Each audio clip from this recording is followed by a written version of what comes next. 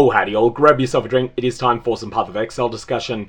This one's going to get nerfed. If you're not watching this within a few hours of it going up, it's probably already been nerfed. What's happened is that there is a really broken mechanic that allows trivializing map bosses of tier 17 maps. This can only be done in tier 17s, we'll get to why that is in a sec, and it relates to one of the new map mods. So firstly, let's talk two things on the Atlas. Mighty Hunter. Most people don't take this, it's a bad node, even if you are playing bestiary strategies. You might take it just to make things a little bit faster, but it's not anything special. Einhar gets cooldown recovery, does a lot more damage to unique monsters in your maps, and keeps fighting with you after his mission is complete. All of this is upside, it's just that it's not really a loot multiplier, it just makes you a little bit stronger.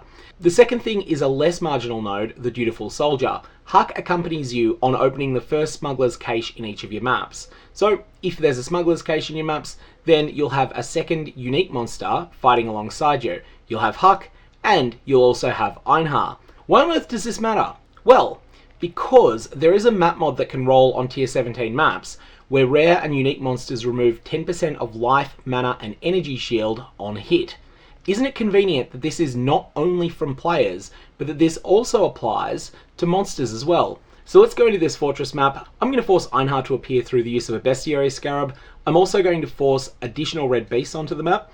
And the reason there is that if we have a whole bunch of red beasts, then we'll find the first one of them sooner. Additionally, I'll force Heist to definitely be on the map through the use of a Kirak mod. And this is also a Heist Atlas, even though it is not an Einhar Atlas. Let's go in, make sure that we pick Heist, and in we go. Now you'll see we've very quickly found red beasts. Unfortunately, they are not unique, they're only rare. So we're not going to get 1000% bonus damage on Einhar, but we will still get him doing a bunch of damage.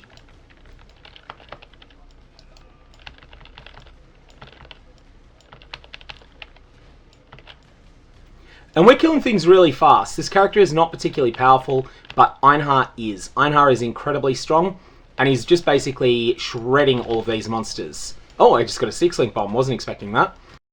That's kind of cool. One of those weird things that happen sometimes when you're recording a video and you get something that, yeah, you just completely weren't expecting. They're uncorrupted as well. That's nice. I'll have to remember to come back and get them after the video. So, there we go. We've just got Huck. And now we should have two people coming along with us. Einhar and Huck both fighting. And basically they're going to shred the rare monsters, while I have to do all of the work to kill all of the non-rare monsters in this map. So here you can see I'm taking quite a while to get the regular monsters down, but anything that is at the higher rarities is just falling apart. Anyways, just going to fast forward when we get to the boss.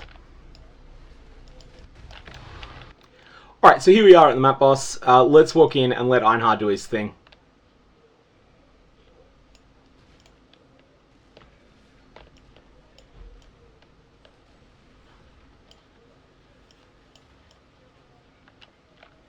Gee, that was fast, wasn't it? Look, honestly, I have to say that I feel that this is too cheesy to advocate using it. I'm doing it once for the purposes of making this video, and really for the purposes of getting this changed. This is not something that feels like an exploit in the sense that everything is things that are in the game, but they connect together in a way that really just isn't fair. What happened there was that Einhar was removing 10% of the life of the boss with every single hit that he did, and that may even be with 1000% more damage, but even if it isn't, Einhar just hits so fast with his small little hits with his machine gun-like ability that it just absolutely and utterly wrecked the Unbreakable. For comparison, you can have a look at some of the earlier footage and see just the little amount of damage that I was doing. There is no way that I would be able to destroy the boss anywhere near that quickly. Anyways, all I can really say about this strategy is it's completely broken.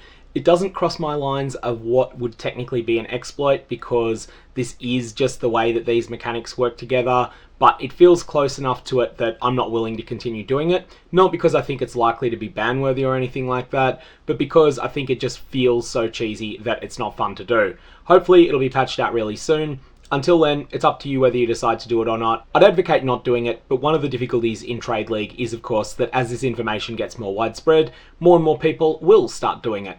As for how commonly it's being done, let's have a look at some of the statistics around that now. This is a list of high-level characters sourced from POE.ninja that have the Atlas keystone that is related to this, so that is Mighty Hunter.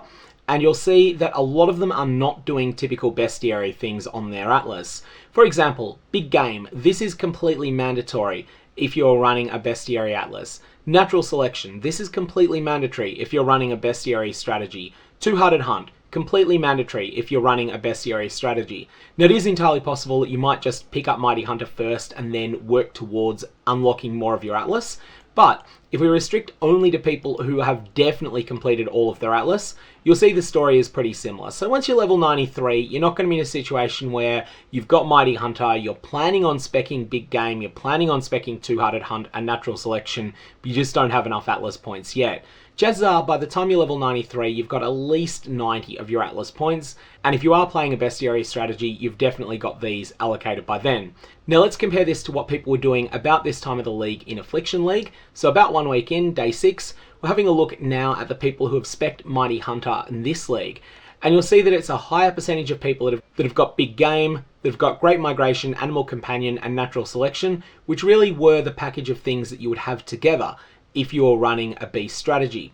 Overwhelmingly, people have these, where it is more common in 3.24 to have Mighty Hunter, but not to have all of these other things.